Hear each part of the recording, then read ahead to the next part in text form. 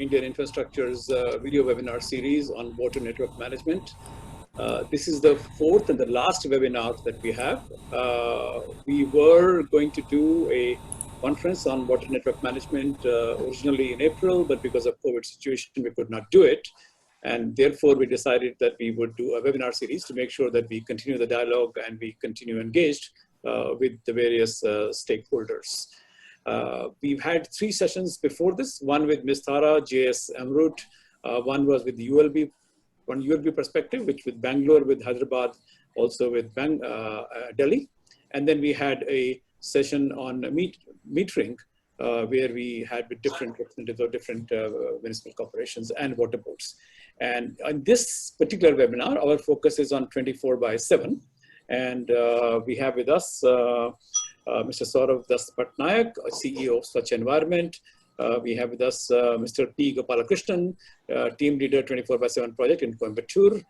We have with us Mr. Nandkishore Jagtap, Superintendent Engineer, Water Supply, Pune Municipal Corporation, which also has a 24/7, and Mr. Arun Lakhani, who's Chairman and Managing Director of Vishwaraj Infrastructure, which is implementing the first of its kind 24/7 PPP project in Nagpur. So the format of the session is going to be as follows. This is going to be primarily an interactive session, not primarily, fully an interactive session. I will have questions for each of the panelists. We'll go through 2 or 3 or 4 rounds, and then we'll take questions from the audience. And how much time do we have, Atika, today? We have 1 hour 15 minutes. We have 1 hour 15 minutes. Okay.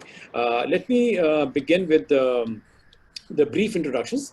Mr. Saurav Das Patnaik is CEO of Swachh Environment Private Limited, has got about over 3 decades of experience in different industries, not just water. He's earlier worked in areas with companies such as Tata Motors and Ispat Industries. He's a mechanical engineer from Birla Institute of Technology, has a master's degree in operations management from Stevens Institute of Technology, which I think is based in New Jersey. And we also have with us Mr. P. Gopalakrishnan, who is team leader and 24/7 water supply project at Coimbatore City Municipal Corporation. Mr. Gopalakrishnan used to be chief engineer of Tamil Nadu Water Supply and Drainage Board before retiring. He also was responsible for introducing telemetry system for the largest regional water supply scheme of Tamil Nadu. And he was instrumental in developing material quality control and introduced the first quality control lab in TWAD board. He's a civil engineer from Government College of Technology, also a structures engineer from PhD College of Technology as well. We also have with us Mr. Nandkishore Jagtap from Pune Municipal Corporation. He's a superintendent engineer water supply, has nearly 33 decades of experience, and he's worked also, of course, in COG areas. He's also the road and slum development and cleanup as well. And welcome, Mr. Jagtap. Wonderful to have you again with us. And we have with us Mr. Arun Lakhani, who I don't see, who I'll request him to turn on his video if he can. And he is chairman and managing director of Vishwaraj Infrastructure and has a lot of experience in PPP projects in infrastructure and led the first of its kind full city 24/7 PPP water supply project in Nagpur, also known as the Orange City Water Private Limited. He's an active member of many organizations, also a member of Industrial Water Reuse Committee of the Planning Commission, as well as the steering committee of the FICCI Water Commission. He has a master's degree. And so, Mr. Lakhani, can you hear us? I can hear you. I have switched on the video, but I think I will figure it out. Okay, Please continue. Okay, no problem. So I think the questions that we do want to answer today essentially are, I've sent you the questions, all of you, but basically what we want to know is what is the status of different projects that you have, what drove you to 24/7 in some cases, and in some cases, what has been the experience so far. So my questions are going to be somewhat different for each one of you. Let me begin with Mr. Lakhani. Mr. Lakhani, could you tell us, your project is almost among the oldest 24/7 projects now. What is the status of the project now, and what have been the key successes? Yeah. Hello, can you hear me? Yes, sir, we can hear you fine. Yeah.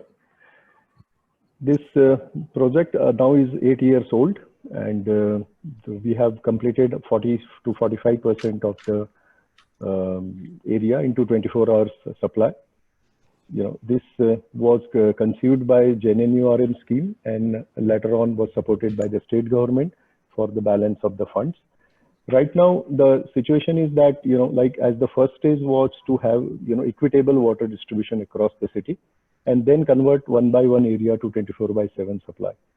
So we have progressed on that, and there was a lot of cooperation from the people, because we have also undertaken a massive public communication program like My City, My Water, contacting the school children, having mohalla meetings, which I think is a key essential part in any 24/7 program, because these are new concepts, and metering and having household connections is still like many times you need to communicate and continue to communicate again. So in all, right now we are like, we will be completing this program. There are like additional works also that are also coming. Additional areas are also getting added to this program. But it is, I will say, fairly on track, because generally the 24/7 or the PPP programs or privatization to certain extent has not been accepted in our country that well. But I think there is a definite change in the last 4 to 5 years. And if you start delivering the good services, then you have a buy-in of the most important part of the PPP, the fourth P, the people, the citizens. Because I think in 2 to 3 years, first 2 to 3 years, every project faces a lot of tough time, because there is skepticism, there is the demand or management and expectation management. Because in 24/7 when we started, many people ask, when is it? It's not 24/7 next month. So I think these teething trouble, or these are the learnings that in the first phase every project will go through. But once you start delivering the water to people's home, then you have their buy-in comes in. And in the end, I will say, it's immensely satisfying when you see, particularly in slums, to have a tap in every jhuggi, because that changes their life completely. So in all, this is the situation. I think it is on track, and shortly, I think probably within 1 year, we will finish the balance work, and it will be the full city 24/7 program running.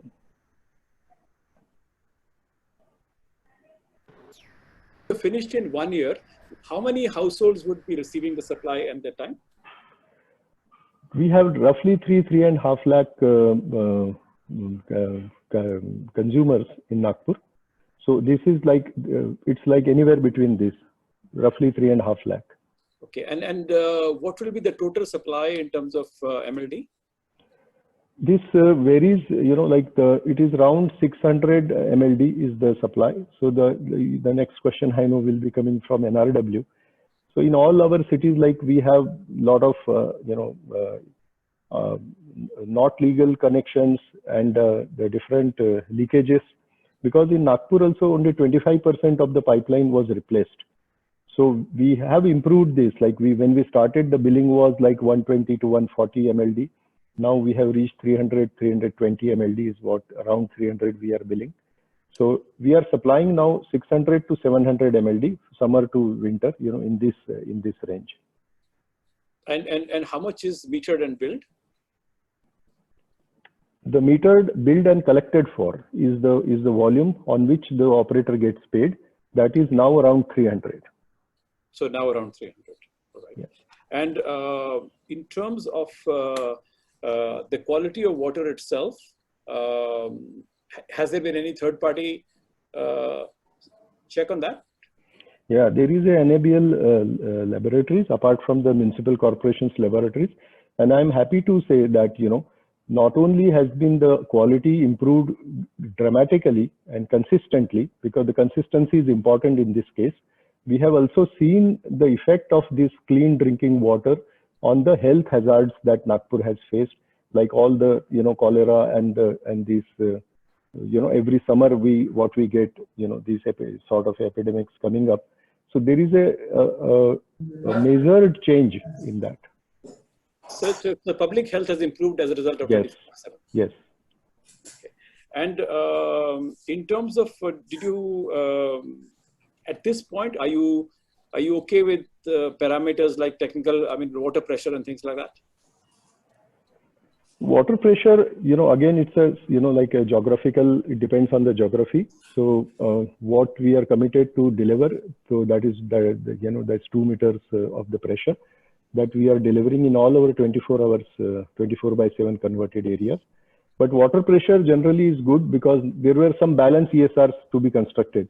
So now with all the ESRs in place, the water pressure issue is resolved, because without that, you cannot have 24/7, and because the tail end will never get water unless you have adequate number of ESRs supporting that particular network. Mr. Lakhani, what was the biggest technical challenge? Well, there are many. Yeah. The first and foremost was is identifying the assets lying underneath, because they were laid over a period of time, like 70, 80 years of, we also got a stone pipe when we went through this process. But so the identifying those assets, mapping them out and then changing them. And the second challenge is like, every construction, whether it's metro, whether it's concrete roads, whether any development in the city affects the network. So I think the technical challenge is more on the side of field, where you have to locate, and then when you do your bulk water management program, then connecting all these large volume, large dia pipelines, that was definitely a challenge. But now it is all done. That's why we have got the equitable water across the city. And as an investor, are you happy with the returns you've got?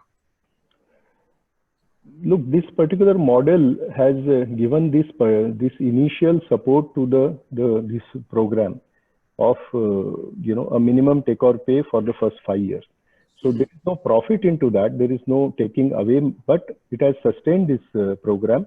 And now we are in a position that we have improved it from to 300 MLD, 310 MLD.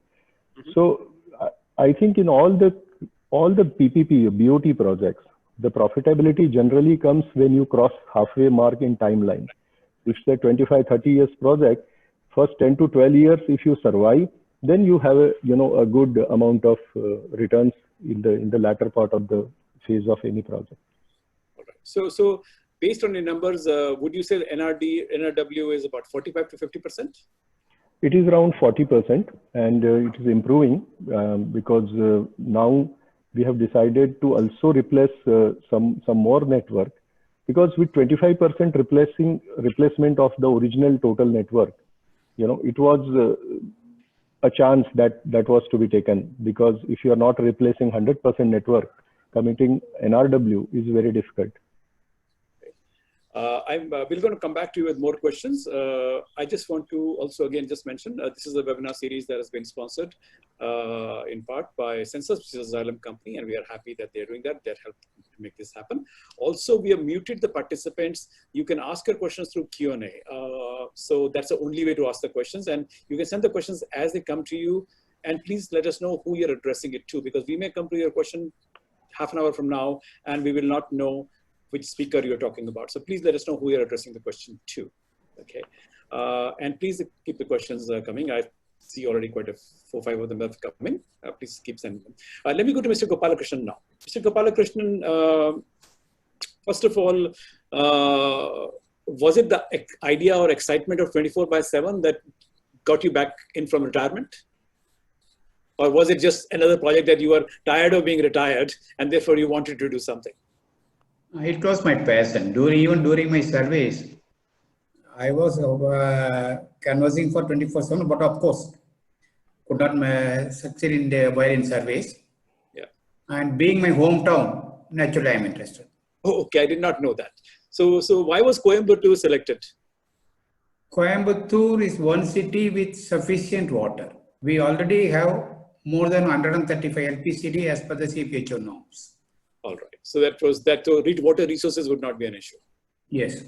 All right. So now could you tell us about what this project 24/7 project is about, and are there different phases to it, and what are the key goals? Coimbatore 24/7 project is designed as it includes design, construction and maintenance over a period of 25 years. The concessionaire is expected to survey, assess the existing infrastructure, design the whole system. Even though some basic data was given to them, they have to take responsibility for the design as well. So the project first year was for the design period. After that, they submitted a capital investment plan which has been approved. Now we are in the EPC phase, construction phase, just started. Hardly about 4 or 5% of the work is completed. And the construction period is 4 years. After that, maintenance period is 21 years. So totally 25 years project. Okay. And sir, when do you cover all the households of the area? I don't get you. Sorry, the area that you are covering this, how many households are there? And 1 lakh, we have to cover 1,50,000 house service connections. Actually, the project does not cover the entire city. The project covers old city. Old city, okay. In 2011, city's boundaries were expanded. So it is the pre-2011 area of the Coimbatore Municipal Corporation. All right. And in terms of the what are the different facets that that are involved in this project? For example, Mr. Lakhani said that initially they have just replaced 25% of the old pipeline. In your case, could you just tell us, to give us some idea of technical dimensions of the project? Are you replacing all the pipeline or some of the pipeline? Are you doing meters? What about house last mile connectivity, etc., etc.? This project envisages replacement of asbestos cement pipes and PVC pipes. They will be replaced with up to 300 mm by high density polyethylene pipes, HDPE pipes, and 350 and above we are replacing with DI pipes. But as far as the existing cast iron pipes are concerned, depending upon their condition, we will be retaining it or replacing it as required. Roughly 75 to 80% of the pipes requires replacement because its bulk of the pipes are asbestos cement or the PVC pipe. So all those pipes have to be replaced. Okay. Sir, what is the NRW goal here for the project? NRW goal for the project is 15%. Okay. And what is it currently? Currently should be in the order of around 30 to 35%. Okay. So you're already at a reasonably good level. Yeah. Compared to lots of other places. And I think you mentioned CapEx before, I missed that. What is the total CapEx, sir? CapEx is 646.71 crores. Okay. And sir, where is the funding coming from? It is from the Government of India Amrut Fund, 33% of the project cost, 20% from the Government of Tamil Nadu. Then Tamil Nadu Infrastructure Development Board, it is financing 13.2%. The concessionaire is expected to invest 20%, but in real terms, it is only deferred payment. Okay. During the construction period, 20% will be withheld and it will be released during the maintenance period of 21 years. It's a staggered annuity model in which payment is backloaded during the 20 yes. Okay. Sir, could you tell us about the concessionaire selection process? That was a bidding. Bidding. There were 2 participants and all those things. Yeah. And what was the criteria for bidding, sir? Was it coverage or was it experience in maintaining a water supply system with at least 50,000 house service connections on 24/7 basis? That was qualification criteria. Yeah. What was the award criteria, sir? I don't get you. Award criteria? Meaning that was to qualify, but then what were they bidding on? Bidding, it is on the total cost, that is EPC plus O&M cost. All right. Okay, sir. And who is the winner? Suez Projects Private Limited. Suez Environment. All right. Okay. And now, in terms of EPC, when did the EPC work begin, sir? Actually, The project was awarded on 8th January 2018, and the EPC is expected to be commenced in the 1 year period, 8th January 2019. But there was some delay in the collecting the existing infrastructure data and designing things. Actually, EPC commenced on 3rd August. Again, now it is held up due to this lockdown and all those things. All right. Okay. What was the key driver of 24/7? In your state or in Coimbatore? I mean, what was the reason? Was it public health? Was it satisfied public?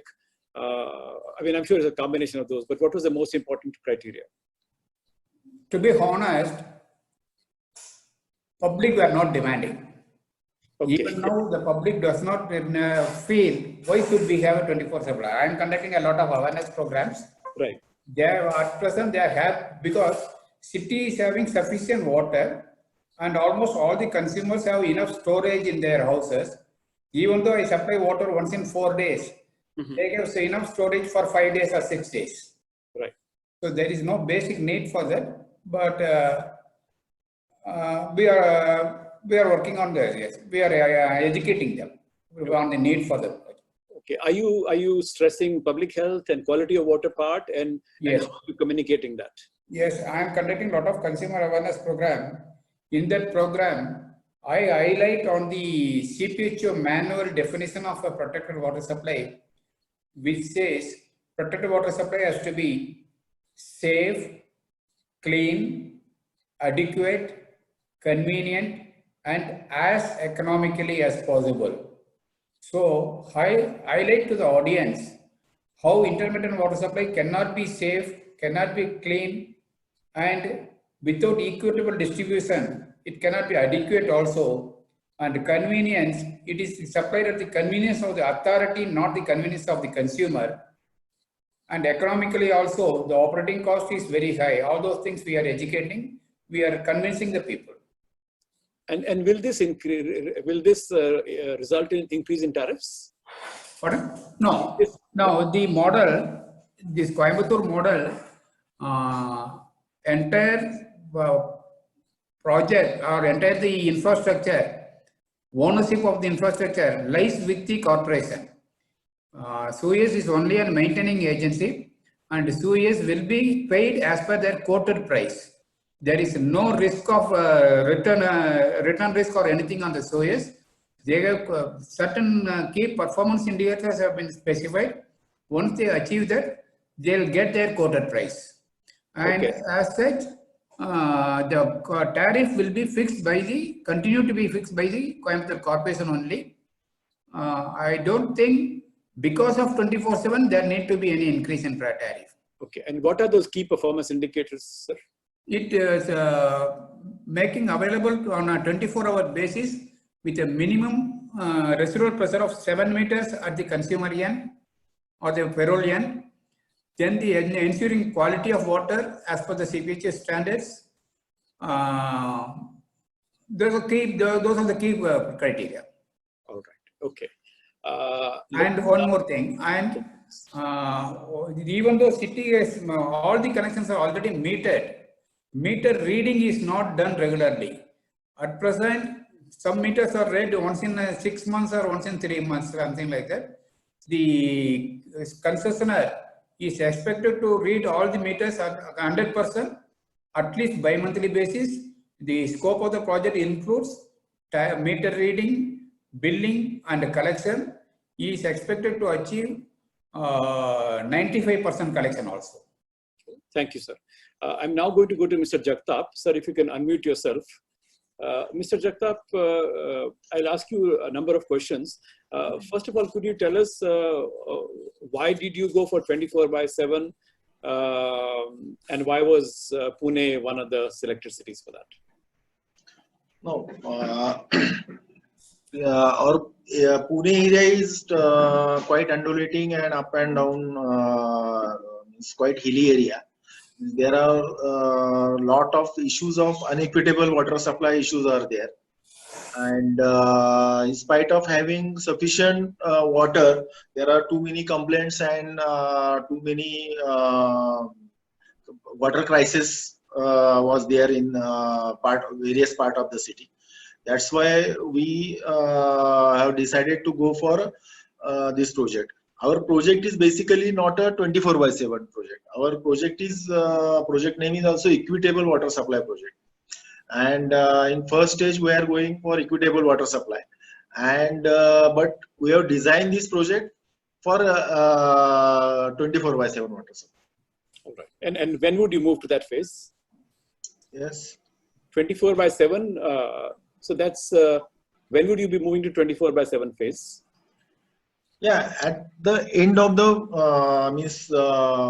first of all, what we have done, our population is around 50 lakh population is there, and 325,000 consumers are there. We have divided total part of the city into one zones, and after that 328 DMAs. And one first stage we are strengthening all our transmission system, means we are delivering proper water to that zones. That will help us to go for equitable water supply. And after that, one by one zone we will convert to 24/7. All right. And so end of it all, the entire city will be covered by 24/7? Yeah, total city will be covered under 24/7. Then, And what is the status of the project right now, sir? When will the different timelines, key goals and timelines? yeah, before 2 years we have given work order for the contractor, but our scope of the project to contractor was from scratch, means it was that our tender included a topographical survey, consumer survey, existing line survey. After that, designing of the scheme. All these parties in contractor scope only. That took for 1 year, and now we are in around 10% of completion stage. Okay. And when are you likely to hit the 100%? Yeah, our 20 our target was up 23, but we have wasted too many good time construction time in this COVID. Now we cannot predict what will be the finish time. All right. Who is funding the project? What are the different sources? Yeah, we have tried for getting various funds, but we are not successful in that, and that's why we have wasted too many years also for fund. Now we have decided to go for our own fund, and we have raised public bonds of 2,000 crore from the public. You did. That was one of the more successful municipal bond raises. Yes. Yeah, we have raised the municipal bonds, and we are spending from that. Now we are getting some small component through Amrut and Smart City also. And what was the cost of those bonds? What is the coupon rate that you eventually had to? Actually, it is the interest rate. I don't have exact knowledge, but it is around 7.2%. Like that interest rate is 7.2% per year.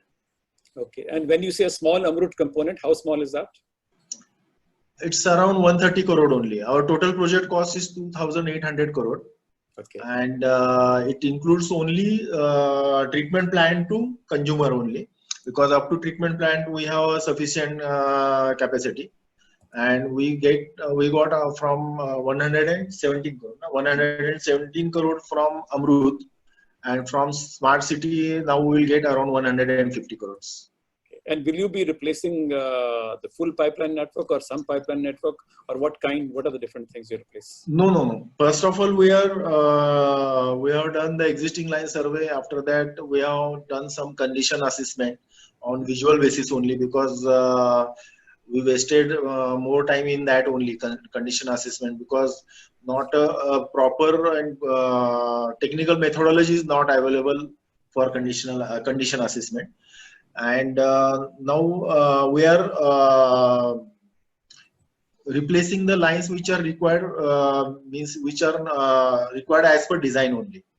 Means we are retaining almost 80% of the old CI lines, and new as per design we are laying transmission lines. Is that line supplying to ESR GSR, and around 1,600 running meter pipeline. Sir, what is the current NRW and what will be the NRW to post this project? Today's our NRW is around 40% plus. Okay. And what is their hope by end of the project? Yeah, we as per our tender, our target is of around 20%. Okay. And will you have to increase the tariffs because of this? We have already increased the tariff. Okay. And what has been the public response to the 24/7? Yeah, for 24/7, that area of the city where there is ample water supply and there is sufficient water supply, there is a big oppose from the citizens. And where there is a water scarcity and some water supply is deficient, they are cooperating us for the supply. Okay. Are people not able to understand the fact that you also get cleaner water? Right? Water? Yes. That 24/7, you also get cleaner water, right? Cleaner water, Yeah. No, but fact is that already we are lucky that our source is already pure. Right. Source is already our raw water is already more good than that WHO norms. Okay. So already they are getting good water. Then there is no any improvement in that. Who are your key contractors? Our key contracts are main contracts are with Larsen and Toubro, and one is means we have total 6 contracts. Out of that, 1 contract is with Jain Irrigation, and 5 contracts are with Larsen and Toubro. All right. Okay. We'll come back to you as well, sir. Mr. Saurav Das Patnaik, thank you for your patience, sir. If you can turn on your video, Mr. Patnaik. Yeah. Wonderful to have you to begin with. Thank you for all the support that you've given us over the years. Good afternoon to all of you. A special, good afternoon to Mr. Brara, which has taken the fantastic initiative to create a platform and to make this happen on a constant note. I think the perseverance of your team is commendable. Thank you. And I must, also congratulate the panelists who have been, also there with patience, and they are really good. And we have also, our teams have learned. This ecosystem is really going to create a lot of difference going forward. So, what is your perspective on 24/7 and your interest and your initiatives in this regard? See, at Swachh and Shrey Infrastructure, we've invested on majorly 2 projects which are there, which are under the public-private partnership. The first one is Nangloi Water Services, which is with the Delhi Jal Board under a PPP mode of hybrid annuity scheme. As you know, hybrid annuity means that the capex investments are shared between the client, which is the DJB, and the Nangloi Water Services, which is the JV between Veolia and Swachh. And this project was initially conceived many years back, I think 2011 or 12, and the tendering was completed. Sometime in 2013, this got awarded and it got delayed. But the projects which I see 24/7 emerging currently with the learnings of Nagpur and many small other cities, the experiences are mixed, to our mind, as investors, as even from the user point of view. And that the reason I say that, because the report card in many places is still not out, that whether all the benefits which we are planning to initiate at the inception of the projects have been derived. So this journey has been a bit longer than what has been usual, and I think these challenges what we see going forward, both in the construction side and what Mr. Arun Lakhani very, very clearly mentioned, the IEC component, information, education and communication component, engagement with the entire populace, very important side. And I think that's one of the critical factors, especially in large metros like Delhi, which are very mixed, and the kind of areas which we have around 6 assembly constituencies of Delhi, Mundka, Najafgarh. Mundka is almost a rural bit. I've never seen such a rural green, Delhi, whereas Najafgarh is a very thickly populated areas. So such a mixed population areas creates a lot of problems to do the entire planning of activity, the capital intensive, the nature of the project which is there. The total project size, as you may be knowing, is around 652 crores of capex, which is again a hybrid between 70% of DJB and 30% from Nangloi Water Services, which is involving 1900 kilometers almost of pipeline to be constructed as well as replaced, almost 250 kilometers of pipeline to be replaced. We have almost done about 1400 kilometers of pipeline completed now and replaced another about 150 kilometers of pipeline. So a significant amount of work has been done, though the project is delayed by more than almost 2.5 years, almost 3 years now. And when is because of ROW issues. When is it likely to get commissioned? I think the COD, we were, I mean, without the COVID, we would have been commissioned by September sometime during this year. But again, the COVID, of course, has created havoc with most of us in the sector, infrastructure sector, because construction is not allowed at this point of time, especially the pipeline construction. Above the ground construction, UGRs and the upgradation, those will be completed in the next few months. But the pipeline replacement, essentially, which needs a lot of patient amount of work, especially in congested areas, those will need ROW and government support as and when we can see to happen. Because the current scenario is not to have the public, any kind of problem in terms of public deferment. Even the meter reading also at this point of time we are not doing. We are doing only average billing in the last 1 month or 2 months now. So public distances has to be maintained. But cash offices are operational in the COVID scenario right now. And I'm happy that few hours of cash office open, the collections are phenomenal, I would say that. So it shows that the public is now willing and understanding the need for 24/7 water. Coming back to your original question, people are seeing the need, but the need is to be converted into a financial gain as to what is the investment they need to do. Because unlike many projects like Nagpur, the Delhi Jal Board insists the individual householders to actually make a payment upfront for connections and for the developmental charges. Now, a certain segment of a population, whether it's willingness or capability of investment, is still a question. And I think that's where the road and the tire, hits. And that's where we have been requesting the government to consider universal metering. And if this happens, then all people who get water will only get water through authorized connection, which is the K number generated. And I think that's the reason, coming back to your question, is NRW. And that's why you have large amount of NRW is there in Delhi Jal Board's overall area as well as in our concession area. When we started off, the NRW was around 65% plus. Today in our, we have the entire concession in 3 zones. And one of the zones we have achieved NRWs of around 35%, whereas the 2 other zones of Najafgarh and Nangloi still continue to be hovering around 45 to 55%. So these are the areas which needs maximum amount of pipeline to be replaced. New areas have been done now, so those new areas are relatively easier because you don't have to have much of a problem. No legacy issues. All are new connections. Leakages are less physically. But in the old congested area, replacement of pipeline is going to be a challenge and has been a challenge for us. So on the Haldia side, Haldia is a relatively smaller city, industrial town. Bulk of it offset is industrial off-takers. So we don't have much of a problem except managing the existing pipeline network, which is around 180 or 200 odd kilometers. Most of the industries are paying in time, except the COVID situation, of course. Municipalities and residential, of course, our payments are delayed. So that's a mixed bag, but that's actually a very large 50 MGT plant in terms of volumes, which is equivalent to almost the Delhi, which is also like 42 or 45 MGT of water. And how is Haldia being financed? This is purely by investment from our side as a BOOT project. And it's a combination of revenues which are being made by the billing, which go into as a license fee to the government. A part of this is the license fee payments.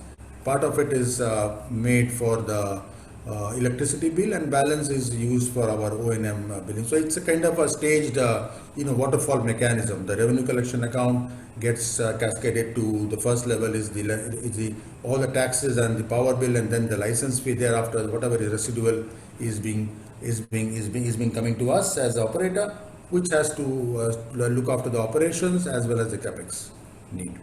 And how much money is being spent in Haldia? The total capex investment is in graded structure, so it's not a very large capex investment in terms of the over around 25 crores being planned.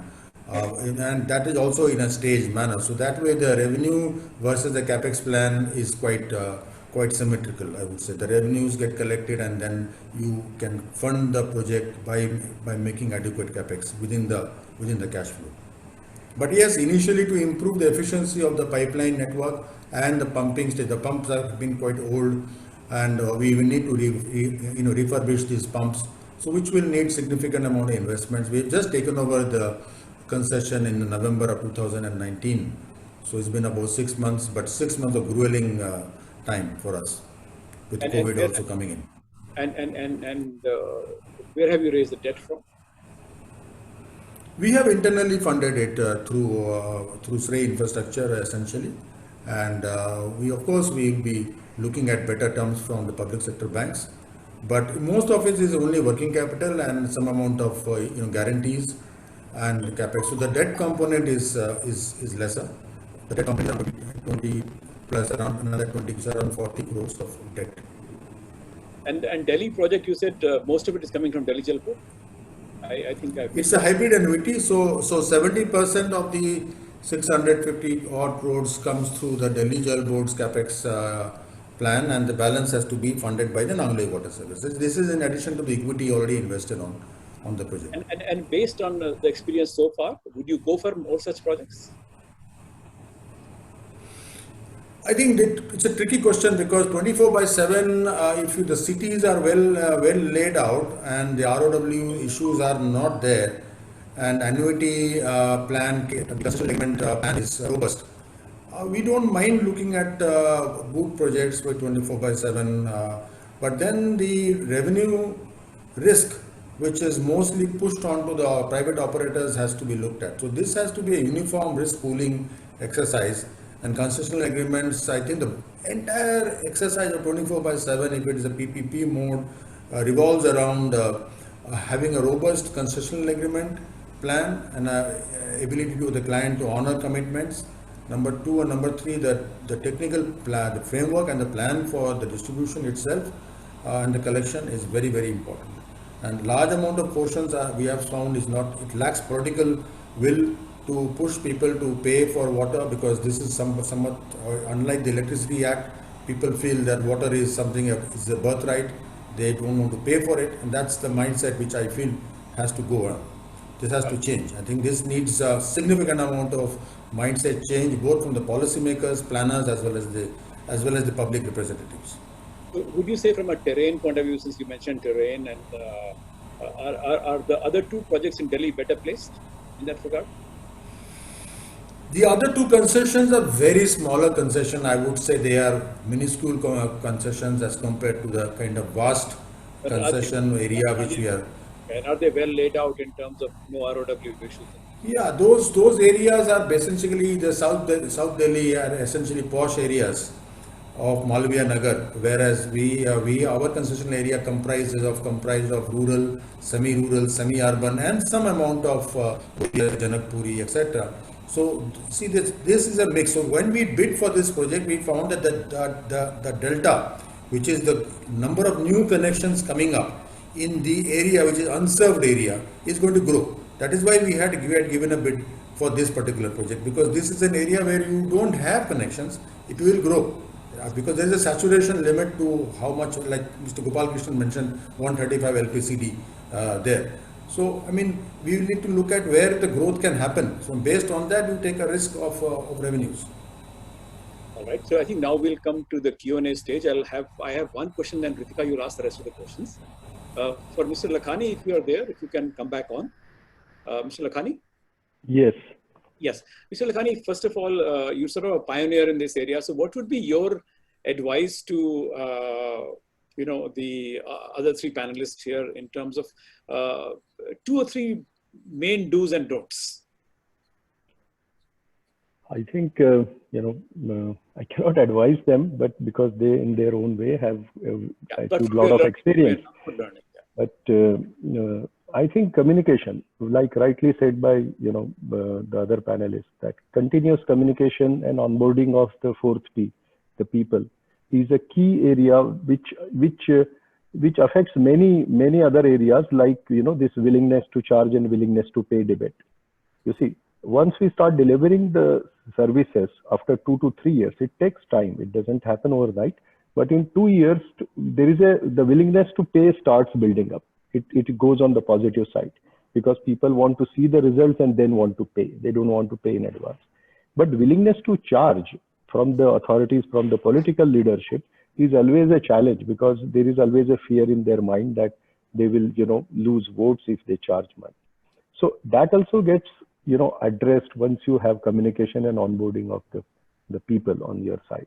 That, I think, is an important thing for any PPP or any water project, because they are more social projects than any technical or commercial projects. Okay. What I'm going to do is read questions and answers from Mr. Gopalakrishnan, because Mr. Gopalakrishnan has been answering questions, and then Ritika, you will ask the questions after that. Okay. One question that came from Mr. Jayaraman to Mr. Gopalakrishnan was, you mentioned the capital investment plan is already approved. Has there been a deviation from original estimated cost in the tender, and how has the variation been addressed? And Mr. Gopalakrishnan answered, one of the contract condition is a cap on the CIP. It is restricted to quoted price. All cost variations due to design are with concessionaire. Another question from the same person, Mr. Gopalakrishnan, was, you mentioned that initial NRW was 35% currently. How is the baseline of 35% estimated? And what was the process involved in confirming this figure, especially in the absence of consumer metering? So Mr. Gopalakrishnan replied, we made a UFW during 90s as part of World Bank project. No recent estimate has been made. It is more of a presumption. Another question was, in the absence of consumer meter reading, how are the NRW levels monitored? So I think it's the same question and same answer. Another question was, is GIS mapping, consumer survey and indexing involved? And Mr. Gopalakrishnan said yes. Another question was, collection is a political issue. Are there policies, guidelines to support the concessionaire in collection or disincentives in case of non-payment? And Mr. Gopalakrishnan said all the connections are already metered and consumers are regular in payment. We do not anticipate any such issues. So now we'll go to the other unanswered questions, of which there are 34 of them. The first one, Ritika, is more of a comment by Mr. Sunil Port. And he's just saying that while designing water network, by continuous pumping VFT type pumps, details of input parameters for pumping needs to be explained, pump flow, curve, shut off, header efficiency, etc. So thank you for your comments, sir. And now the questions Ritika will ask. Yeah. There's a question for Mr. Lakhani from Mr. Atul Kaul. Have we installed the AMR, AMI metering in Nagpur PPP project? And if not, are there any plans of doing so? Can I take a moment more to speak about this AMR meters? Yes, sure. Look, Mr. Kaul, I think, the AMR meters is definitely the in thing, and lot of technology improvements, as we all feel, they should come in. But let's look at the basic economics of the water industry as of today. Today, the average we are, charging 8 rupees, 7 rupees, maybe, 10 rupees somewhere per cubic meter of water to the consumer. So in an average cycle, the monthly bill, if we are doing quarterly, it's 400, 500 rupees. So it's come to 100, 150 rupees. Now, AMR meter, in Nagpur's concession case, like, all the meters are installed by the corporation. It's not being charged to the consumer. So these normal meters generally cost anywhere between 1,000 rupees and, around 1,000 rupees. If we go for an AMR meter, it costs around 10,000 rupees to 12,000 rupees. Now, if you look at it, if you have a collection of 100, 120 rupees in a month from the water billing, are you going to install a 12,000 rupees meter there whose interest is 120 rupees? So it doesn't really work economically. Second thing, we have a lot of unemployment. The meter readers 100, 150, 200. If they are getting employment at a lesser, and costing less in the overall economy, if you look at the interest cost of the AMR meter, it makes more sense to have the regular meters. And in addition to that, I will say, some experiments like people taking the meter reading and sending it in WhatsApp, and the meters are getting, probably the reading is checked once in a 6 months or a year, are much more efficient ways to go to than having, a van going around or, having this AMR meter. Because when a AMR meter will be stolen or lost, is the consumer going to pay 10,000 rupees for that? I think no. In Indian conditions, he will go and buy 1,000 rupees meter and install it. So we will have then the parallel running systems of manual meter reading as well as the automated reading. So although you see this is in Nagpur concession, it was not planned to have AMR meters, but when we talk of AMR meters, these are my views. Thank you. Great. Next question, Mr. Lakhani. I'm just combining two questions. How many DMAs are operational in Nagpur, and what is the current NRW level? I mean, what is it? You see, we have 68 command areas, and out of that, 21 are converted, and 18 are under trial. So almost 40 command areas will be under 24/7. 21 are already there. Every command area has 2 to 3 DMAs depending on the geography. So, like if we can say operational, if you are asking about the 24/7 operational, then maybe anywhere between 50 to 60 DMAs are under operational, and 18 means say 30, 35 are under trial. And the NRW is 45, around 45%. Next question is that for O&M, is the skill set requirement a massive jump from the traditional systems for the 24 compared to the 24/7 systems? And will a small town be able to onboard these skills, without any substantial increase in time commitment? Mr. Lakhani. The question is the right question, because operation and maintenance, this needs experience, and our international partner is bringing that in. We had expats working here in Nagpur continuously for quite a long time, and again from time to time we ask them to come in and have a check at it, because these systems are new to us as a country, and we have to understand the nuances of the actual operations. Theoretically we can understand that, but for that we need experienced people. Luckily, in this particular concession, we have a combination. We have a foreign partner who has all this experience worldwide. Next question is that what has been the experience, and this is addressed to all panelists, we can probably select 2 of you, over the quality of detailed project report prepared by external consultants appointed by the ULB. How do you think this could be improved? Maybe Mr. Lakhani, you can answer first, and then we can go to Mr. Gopal Krishna or Mr. Jagtap. I think let the other panelists answer it. I already been talking for so long. Okay. So maybe Mr. Gopal Krishna, yeah. No, when the concessionaire is responsible for construction and maintenance, he takes more interest or ensures correctness of the survey and design. Yes, we prepared the project report with the external consultant, and there were a lot of variations when concessionaire took up his own design. Okay. Anything to add, Mr. Jagtap, there?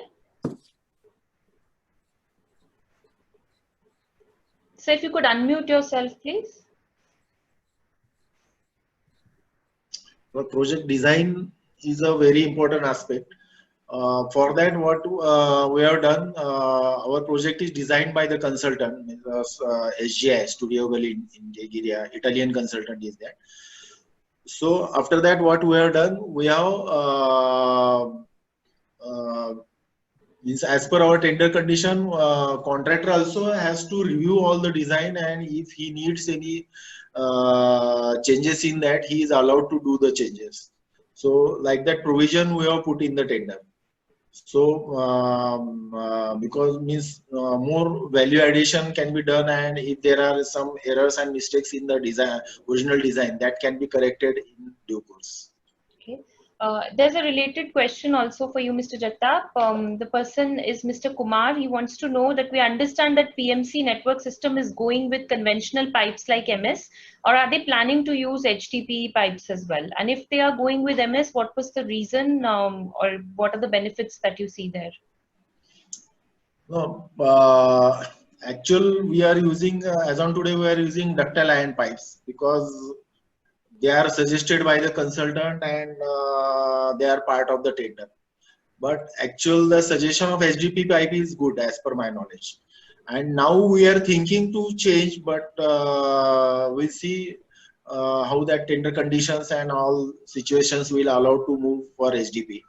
But at initial stage of before tendering, that HDP pipe should be incorporated in the tender. But today we are moving with ductile iron pipes, and for transmission lines, mild steel pipes. Okay. Next question to Mr. Dash Patnaik. There's a person called Mr. Santanu Paul who wants to know that how is the Haldia project different from Nangloi? Yeah. And like other projects where the speaker said that 24/7 are being carried out in zone-wise DMA, how many DMAs are being created in Nangloi? See, in Nangloi, the number of DMAs planned are 35. As of now, we have completed around 10 DMAs, out of which we are monitoring almost 6 to 7 DMAs for 24/7. So we will need to, as we say, equitable distribution of water happens and some of the more DMAs get covered.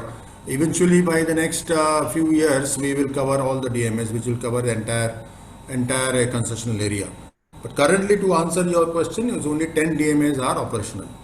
Okay, and the person also wants to know your recommendation in terms of the right PPP models as far as India is concerned. I think no PPP project will be successful without a proper DPR. I think somebody also mentioned the DPR quality is very good. Second is the financing mechanism. Currently, the financial institution and the government's ability to fund projects, PPP projects means if it is hybrid annuity projects like roads, government's ability to fund projects in a timely manner also will be also is a challenge. Private sectors to raise capital from the current market scenario will also be under severe challenge. So in the current scenario, PPP projects still can be managed if the robustness of the revenue model is well established. Then banks would be keen to finance. We have seen, and I would like to make a very important point here. Banks' capability or willingness to fund 24/7 projects with large public liabilities and risk on revenues is actually getting lower, is actually diminishing. Our esteemed Mr. Arun Lakhani may like to comment here, but to the best of my knowledge, what I see, even international investors to fund 24/7 water projects with a long-term revenue plan somewhat is subdued currently. And I think that's a blue litmus test for us that we need to introspect policymakers, financial institutions, public representatives, developers like us, EPC contractors, that is this the way we would like to develop 24/7? It's a question which I want to pose to everybody. Introspection is required currently.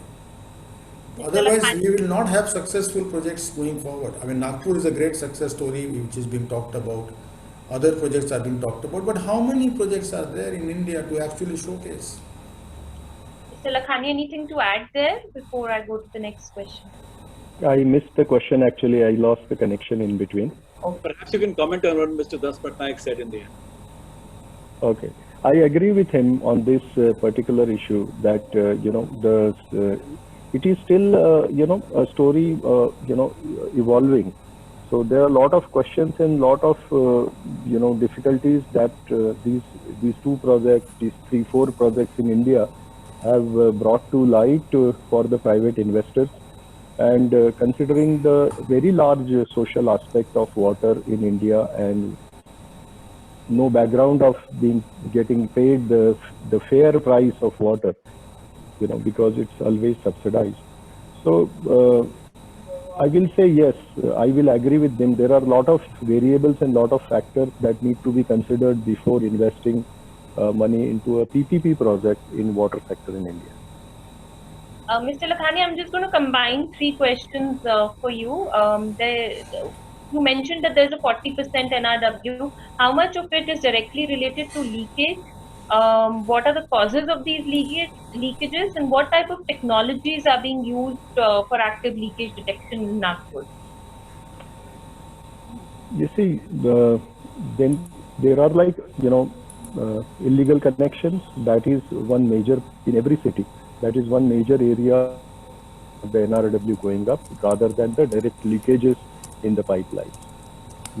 That requires a lot of non-technical aspects to detect and to correct. So and these are all politically very sensitive areas to deal with. For the technology wise, we have also used the seismic technology. We can use the ball, and there are so many technologies to detect the leakages in a pipeline. Right now, that stage, like these technologies, I think is 2 steps ahead of us. We have to first get the pipelines, the major networks in a proper order, our DMAs established, and start delivering water 24 hours to the consumers, to the city. Next question is from Mr. Jagtap. Are you proposing any smart domestic water meter in your project, and what is the procurement strategy for it? And also, if you could spell the name of the Italian consultant again that you mentioned. Consultant is Studio Gully Ingeria. Consultant is there. They have a company in India also, and we are using smart meters only, because that previously in Pune city we don't have any metering for non-domestic purpose. We are using meters for non-domestic meter customers only. So that's why anyway we have to invest. We have to go from the scratch. So we have decided to go for the smart meters. Smart meters are costly than our normal meters, but we have considered that component from PMC side, means we are considering that component to the infrastructure side. Means if we consider the total our light bill saving, water saving, improve service quality, and to achieve these all aspects, we are going for AMR meters. Okay. 2 questions for Mr. Gopal Krishnan now. What was the reason for choosing a staggered annuity model for the Coimbatore project? Mr. Gopal Krishnan? So if you could unmute yourself, please. So please unmute yourself.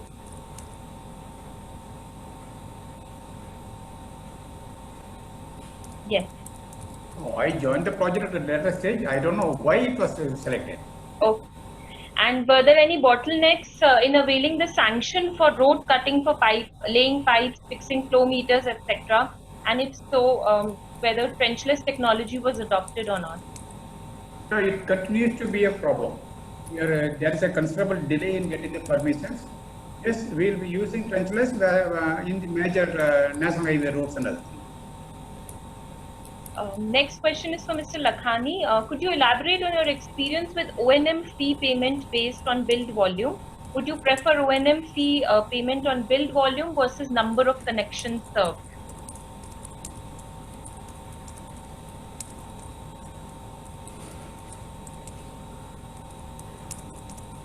So you'll have to unmute yourself. Sorry. No problem. The build volume concept always give you that responsibility of the operator to deliver the water, collect the money, and deposit it into the account of the municipal corporation. So this brings the skin in the game of the operator. I think it is important that the payments are related on performance rather than number of customers served. So if you have a list of customers whom you have on your database, doesn't mean you are giving them proper service or delivering water, and corporation is able to collect the money from them. So I think it's better to continue with the build volume, so there is a responsibility towards the operator. Another question for you, Mr. Lakhani. As you said that NRW is, this is from Mr. Vijay Kumar, as you said NRW is contributing maximum by illegal connection. Is there any process following up to identify the illegal connections at Nagpur, as is done in some of the developed countries and been proven in Bangalore as well? Yes, it is a process that is on, and we have clarity about the area wise or zone wise how much water is lost in which zone and how many connections are there. So it gives you a fair indication And in this process, like from 120 MLD to 310 MLD, we have reached.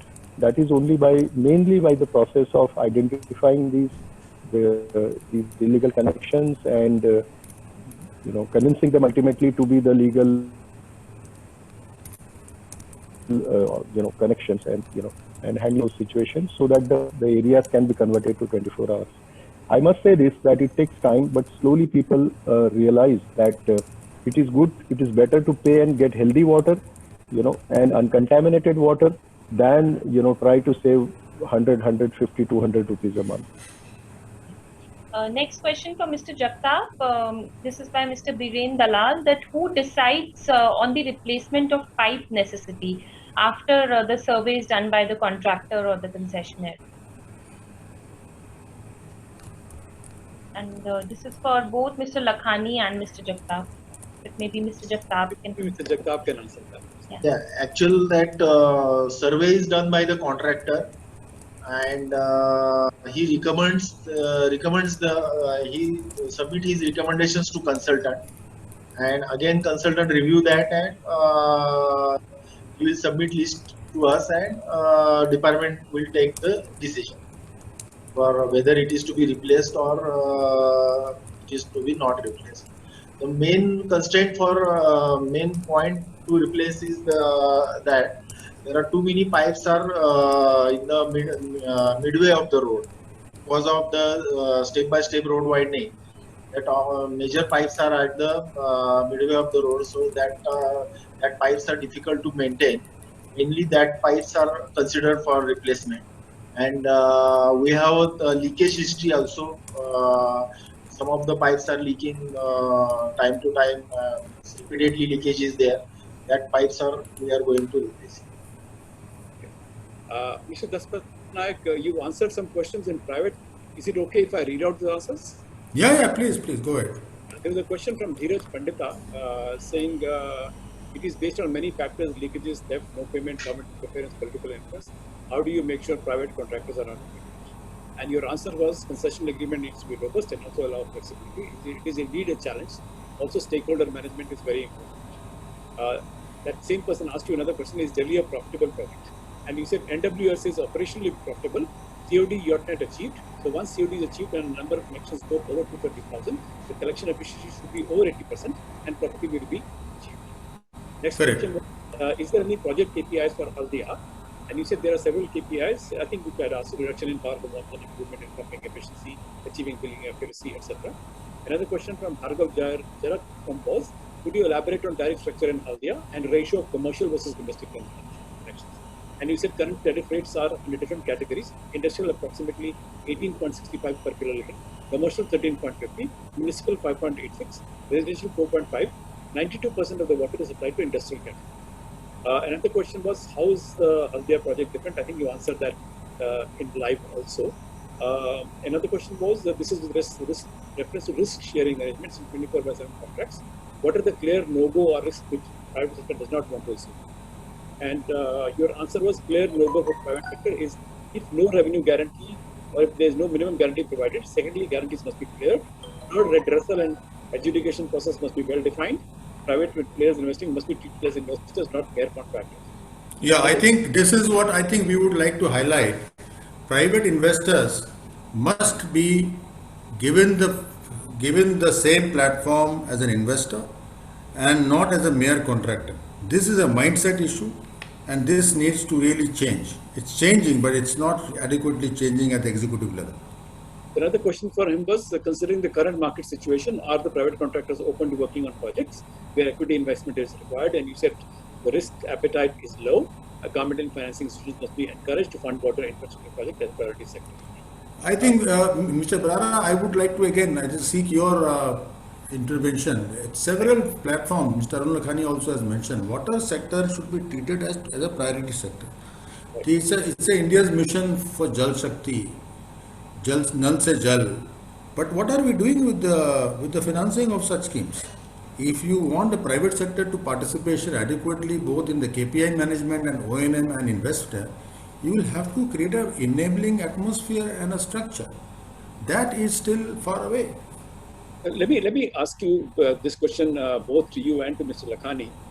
You are really active in these forums, and Mr. Lakhani, you're a member of a number of committees. Mr. Das Patnaik, SRAI group is quite influential. And what has been the government response to these things? Mr. Lakhani, first.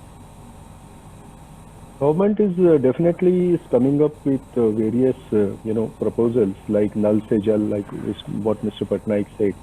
There are like large budgets that are also getting allocated to these schemes. So about the intent of the government, I see like no issue there. I think there is a gap in implementation of these intents into actual programs which connect with the ground. Because like I was speaking about these AMR meters, like, there is a massive programs going on for AMR meters, but I think what we basically need is water delivered to the consumer first and metered so that there is an awareness about how much water he's spending.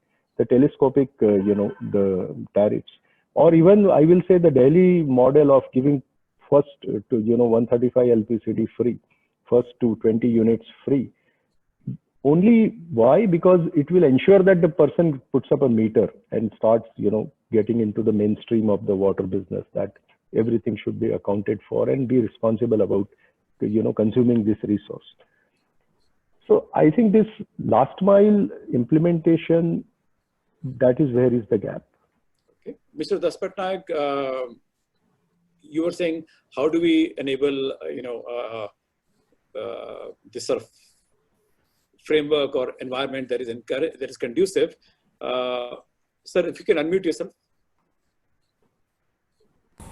Sorry, I think there are two levels of policy. One is that the policymakers stand that when you clearly define a scheme or 24/7 or Nal Se Jal schemes, whether it's rural or urban, you have a broad objective from a government perspective, which is a central government perspective.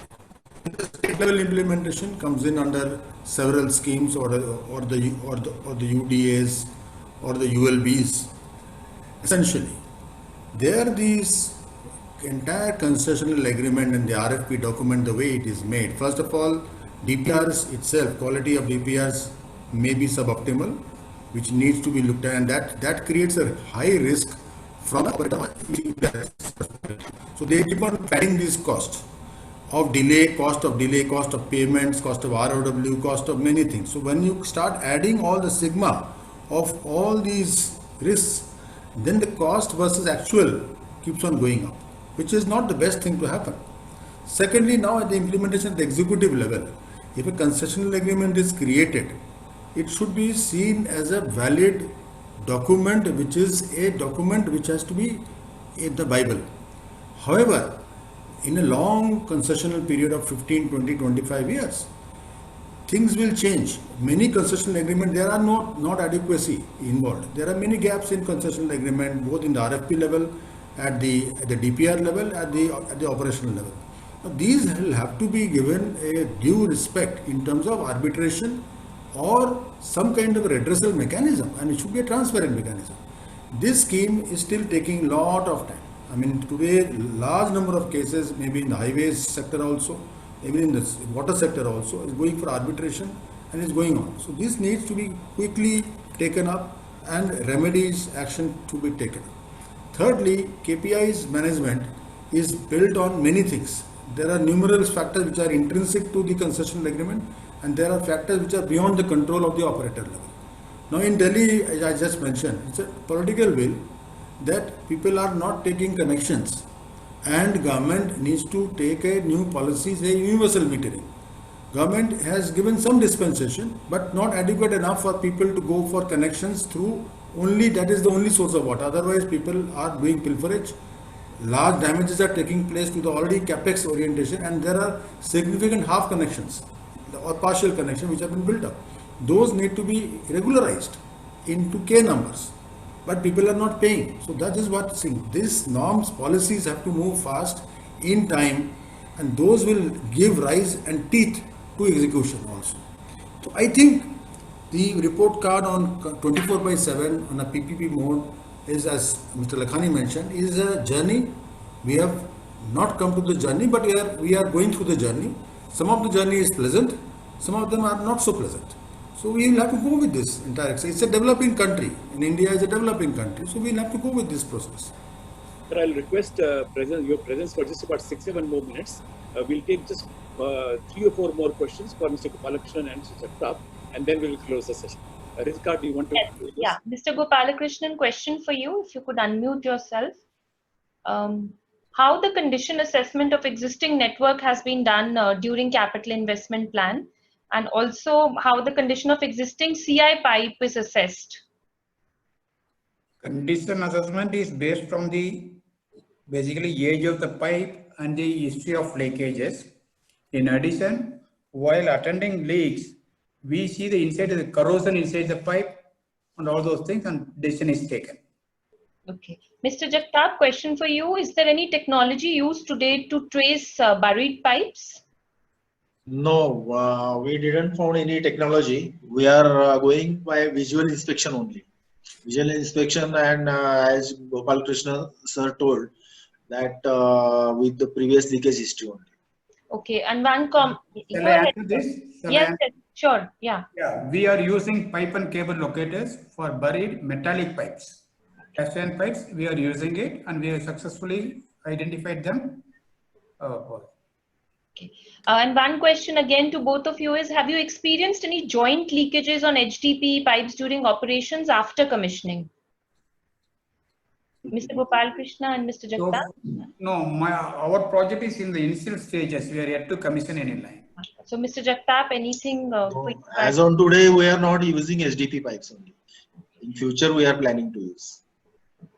And next question is, I think for the GIS report of your pipeline network, do you have any GIS report for your pipeline network that would help to avoid pipe cutting from vendors during laying other utilities? Yes, we have complete GIS mapping of our both the existing infrastructure as well as the proposed things are also more on the GIS, and also our consumer survey involved GPS enabled tab.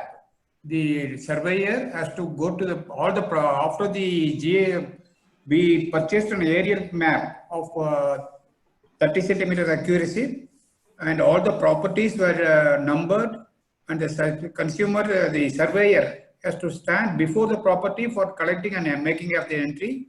So our survey data is, we are sure that it is foolproof. Okay. And Mr. Jagtap, same question to you as well. Yeah, for Pune Municipal Corporation also, we have a separate GIS department. All the data generated by the various department, it is posted to that GIS server, and we are doing in this project also. Okay. Same. Again, question to Mr. Jagtap. GPR is GSM-based water meter AMI type for consumers without human interface. Are you looking at those for meter reading success details? Yeah, we are already using that AMR meters. No, that AMR meters have a RF capability, and after that, as per tender, we have proposed by the walk-by system. Means by walk-by system, that data will be collected, and it will be posted to the server, existing our billing server, and their bill will be generated. And in future, we have taken some demos. That demos are successful for fixed network.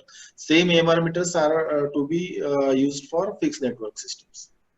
Okay, and there's just one comment where Mr. Bharat Raja Rao is saying that GPS coordinates are captured for every joint being made. You can link it to GIS, and this data can be used in the future. I think Alok, the questions are done. Yeah, I have a last question for Mr. Lakhani and Mr. Das Patnaik. It's from anonymous attendee. They have not given their name. Considering case of cities where a significant pumping cost is involved in water distribution, would private sector be open to subsume guaranteed energy consumption commitments, GEC commitments? Mr. Lakhani, you first, and then Mr. Das Patnaik. Good question, and relevant one. I think definitely if all the pumps are allowed to be replaced, and because the old pumps, no one can guarantee the consumption, and because if it's a 25 years concession, the beginning if we are doing, or for a 15 years period, yes, I think there should be private sector will welcome this. Okay, Mr. Das Patnaik? I think, typically speaking, if the conditional assessment reports are available for existing infrastructure which has to be taken over by the private sector operator, and if it is found that the large amount of infrastructure, both pumps and motors have been very old, it will be an uncertain amount of expertise required to how much can be the improvement in the pumping efficiencies. So that's where a private sector can be given the onus of taking over and investing on the aspects of pumping, on pumps hardware and investment in the capex itself to derive a future benefits. However, I think currently there are schemes under Amrit which is I think providing rejuvenation and upgradation of current pumping machinery in existing municipalities, and a lot of municipalities are availing of such schemes, but then it still involves investment from the government. But if it is purely reposed on the private sector to invest purely on this annuity based income, it is possible to consider such schemes, especially when the concessional period is 15 years or more. If it is shorter then ROIs could be a question. With that, we will conclude this session. It's been a very, very informative and very insightful session. And thanks all of you, Mr. Gopalakrishnan, Mr. Das Patnaik, Mr. Lakhani as always, and Mr. Jagtap as well. I do want to mention to Mr. Das Patnaik, since both you and Vishwaraj are members of Indian Forum, I'll be happy to talk to you separately about organizing a small session, small video roundtable, so to say, just have about 8, 9, 10 people and discuss that with the various people from various government agencies. But thank you again, and thanks for being here, and thanks for all your support. Mr. Lakhani, Mr. Patnaik, and Mr. Gopalakrishnan and Mr. Jagtap, thanks for being there for 2 of those webinars. Really appreciate your time commitment, sir.